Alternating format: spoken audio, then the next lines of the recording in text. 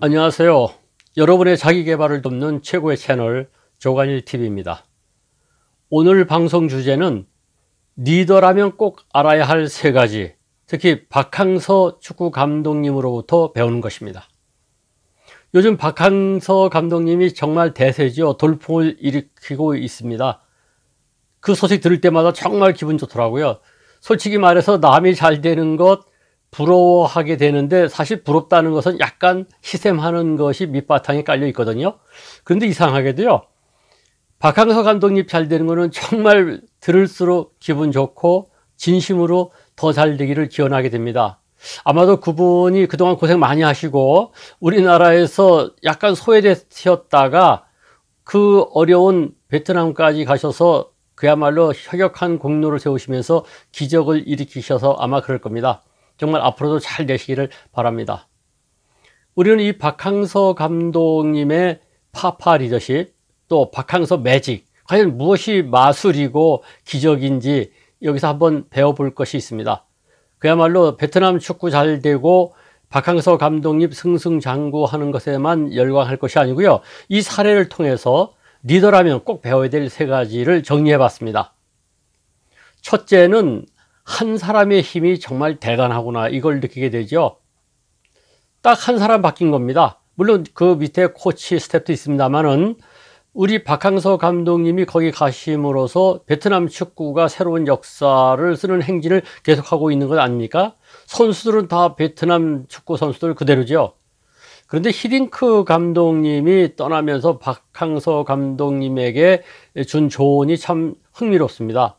선수를 골라서 쓸 생각하지 말고 있는 선수에 집중하라, 뭐 그런 의미의 충고를 주셨어요. 다시 말해서 선수를 억지로 만들려고 하지 말고 기존의 자원에 집중해서 그 선수들을 잘 키우라, 이런 얘기가 되겠죠.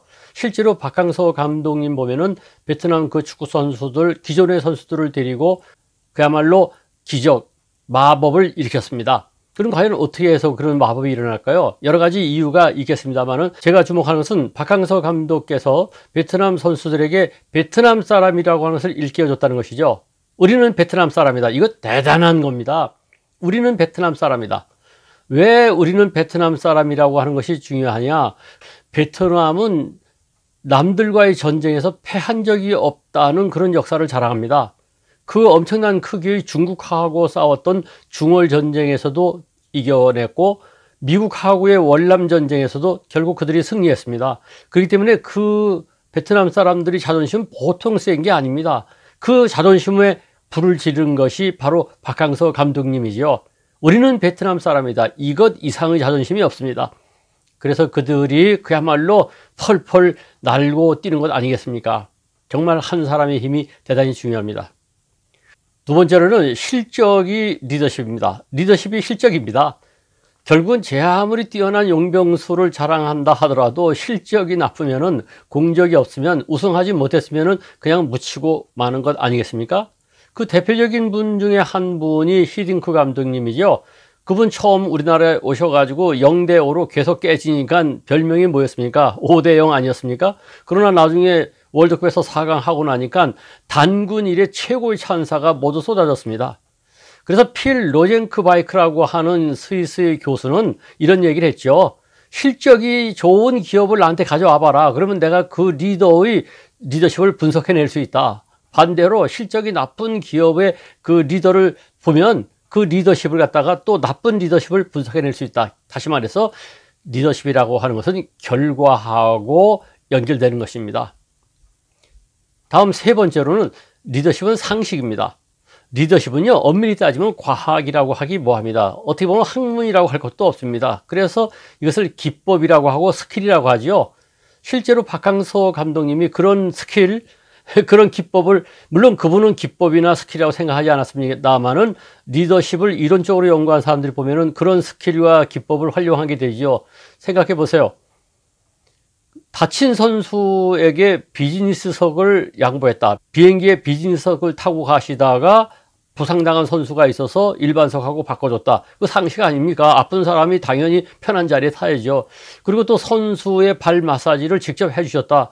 그 상식 아닙니까? 당연히 감독님이 해주셔야죠. 그런데 그것을 좋게 해석하니까 파파 리더십이 되는 거죠.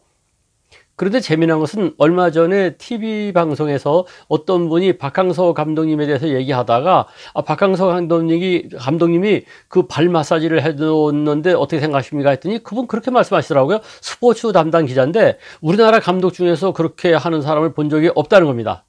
실제로 없기에 하겠습니까? 알려지지 않았을 뿐이죠. 그러나 그 말씀에서 어떤 것을 느낄 수 있느냐? 우리는 리더가 내가 리더네 하고 의시되는 순간 리더십은 사실상 점점 무너지고 있다는 것이죠. 그래서 리더십은 어떻게 보면 상식입니다. 상식적으로 겸손하게 그 팔로워들을 위해서 일하다 보면은 자연스럽게 그냥 리더십이 발휘되고 그것이 뭐 파파 리더십이 됐던 뭐 아저씨 리더십이 됐던 이렇게 되는 거죠.